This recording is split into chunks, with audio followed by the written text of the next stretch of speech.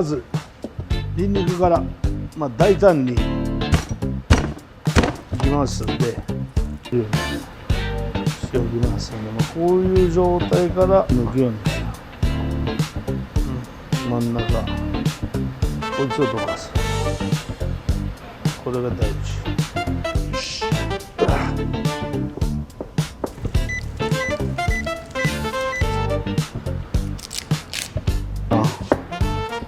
で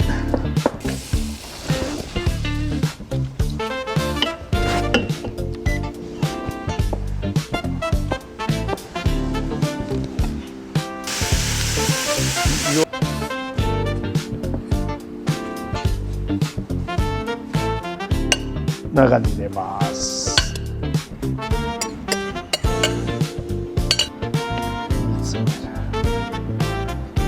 トマトを入れます。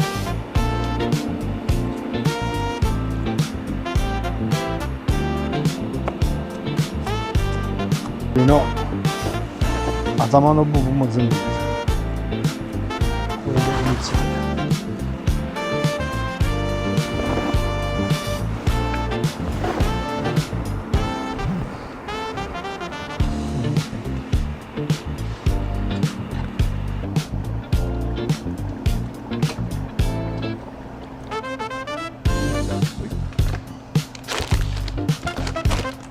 カサレッチを使います。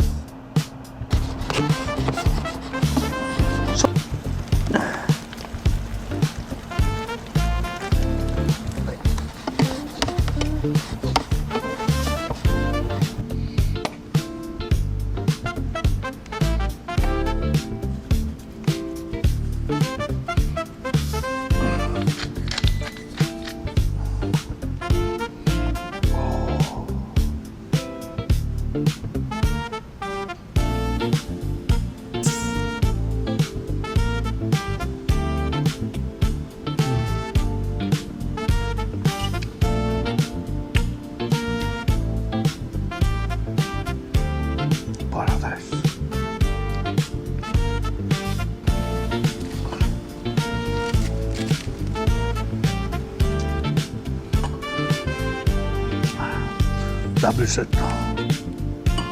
これ食べる？